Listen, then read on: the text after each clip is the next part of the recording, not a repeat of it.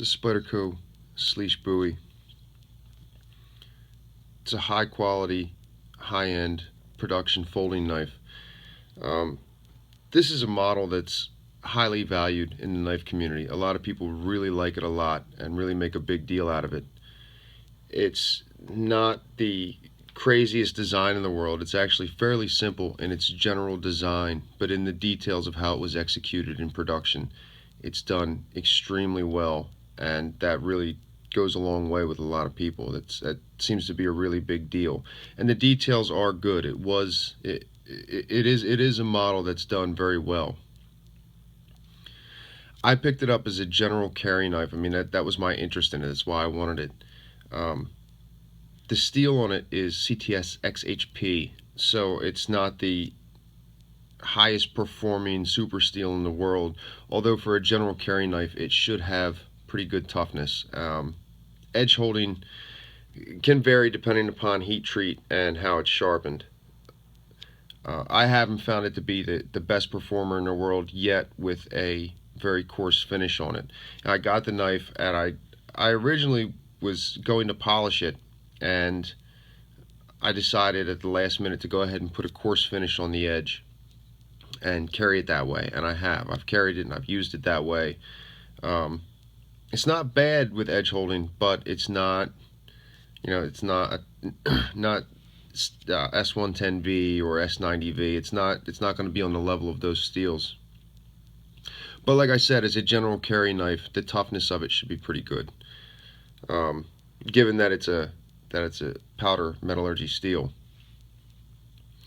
So with this knife, one of the things that people talk about is the smoothness of it, the action of it.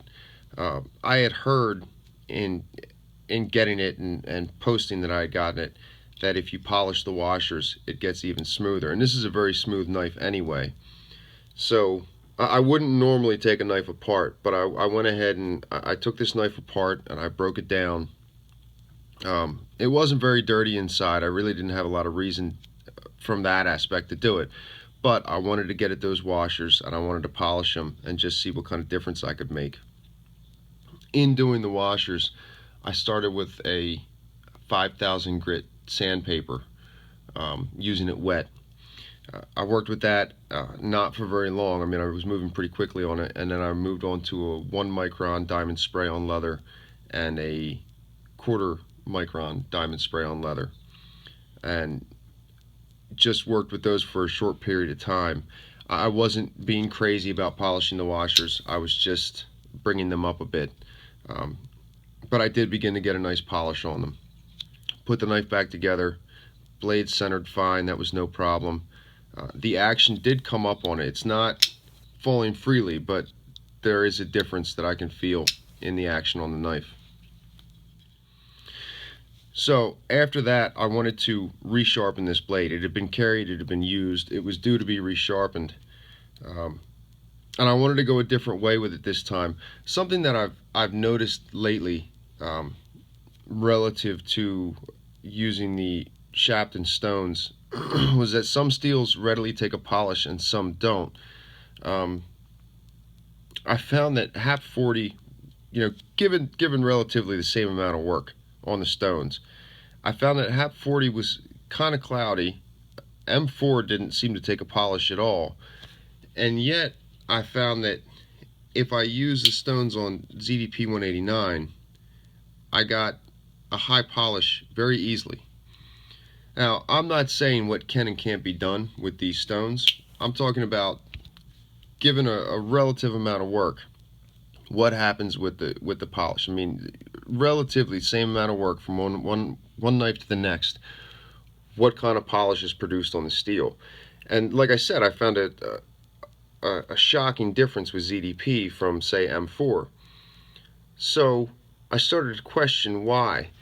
When I started to look into it and ask questions about it, what I found out was the main abrasive in the shaft and stones is alumina. If you look at that, if you look at alumina as compared to, relative to the composition of the steels, if you're looking at something like HAP 40 or M4, what you're talking about is vanadium content. There's vanadium in the steel. In M4 there's 4% vanadium. In HAP 40 there's as much as 3.3% vanadium. And if you start looking at hardness scales, I mean, I looked at a bunch of different hardness scales. I looked at the Knoop's hardness scale, I looked at the Vickers hardness scale, looked at a few others, and what I found was if you look at where alumina lands on those scales, on the Knoop's hardness scale, it rates at a 2100, and vanadium rates at 2660. So what I'm saying is the abrasive that's found in these stones is not as hard as the vanadium carbide in the steel. Now, people have heard this before, this argument's been made, and what you start to go into, as soon as you start to go into this argument, you start to go down the road of carbide tear out when sharpening and how that affects the steel, and I'm not going to say what can and can't be done. That's not what I'm talking about here. I've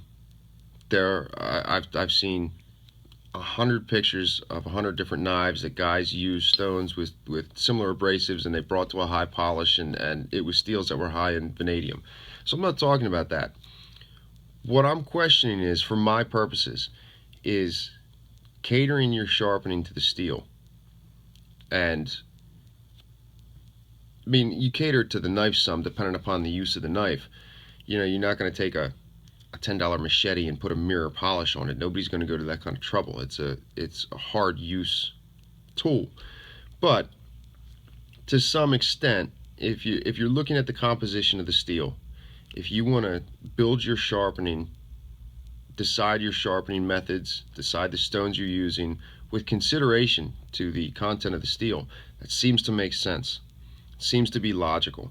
And that's kind of what I was doing here. I mean, since I found that ZDP was taking such a high polished edge so readily, I've been having a lot of fun using these Shapton stones on ZDP as opposed to a coarse finish, just to experiment, just to go down that road using the stones.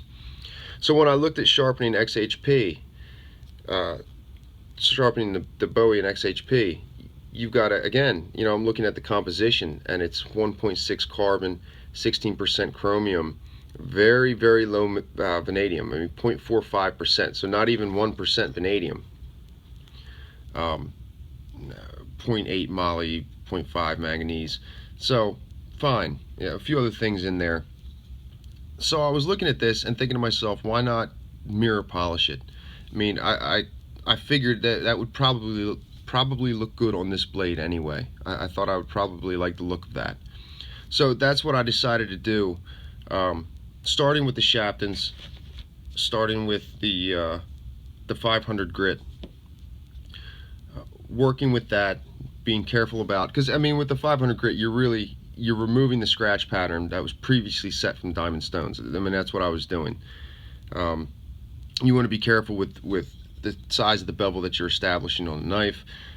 Work my way through that, moved on to the 2000 grit stone. Your 2000 grit, you're talking about a transition from the coarse water stone to the finer stones. I worked my way through that and moved on to the 6000 grit. I worked with the 6000 grit for a while, and I had picked up this is a Nagura stone from King.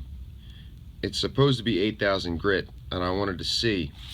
So I worked with this on the 6000 grit stone after establishing a polish from the 6000 grit. I worked with this on the surface of the Shapton and built up a slurry, and then sharpened with this, and it left a very foggy edge on the bevel. This was not coming in at 8000 grit. And in reading about this, I've heard other people say the same thing. So it does resurface the stone well, and you can always wash it off. If the Shapton begins to load, you can always use this to clean it off. This doesn't cost much. It's available readily online, not hard to find, and it will resurface the stone for you. But I wouldn't use the slurry from this with something like the 6000 grit or above. It's just, this isn't on that level. So I went back and undid what I had done with the 6000 grit, and then moved on to the 16,000 grit stone. And I worked with that for a while, and I established a polish and apex the knife, and I decided to take it a step farther. After I had done the work that I wanted to do with the 16,000 grit, I had a decent slurry build up on the stone, and into that slurry I added a 1/4 micron diamond spray. I added that into the slurry, mixed it around a bit, and worked with that. I wanted to see what it would do for the polish, but I also wanted to see what it would do for the apex. Now, I mean, I'm working with, you're talking 16,000 grit, so it's around a little less than a micron. Just the stone itself. I'm taking it down by a fourth of that. But you're at the point where you're below 1 micron, you're not seeing huge jumps in your result. It wasn't bad. I don't know. I can't say definitively if it increased the polish. The edge on the blade feels very good. But I mean, this after the stone, I moved on to strops, moving back to 1 micron, moving through that on leather, and then going through a series of strops and ending with 0.005 microns. So, I mean, this was finished at an extremely high polish, but the idea of mixing in diamond spray into the slurry of the waterstones and working with it that way is something that I'm finding the idea of interesting, and I want to experiment with more. But this edge came up very nicely. The high polish came up very nicely.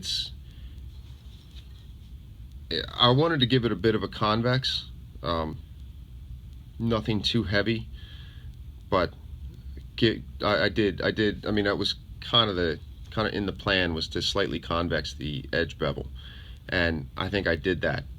The steel sharpens very nicely, and the knife is really impressive. I mean,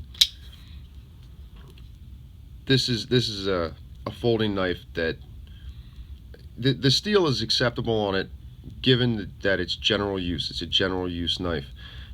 With the price that's on it, you'd almost expect to see a steel that was higher wear resistance. But given the build of the knife, I mean, it's not a hard use folder. It's not.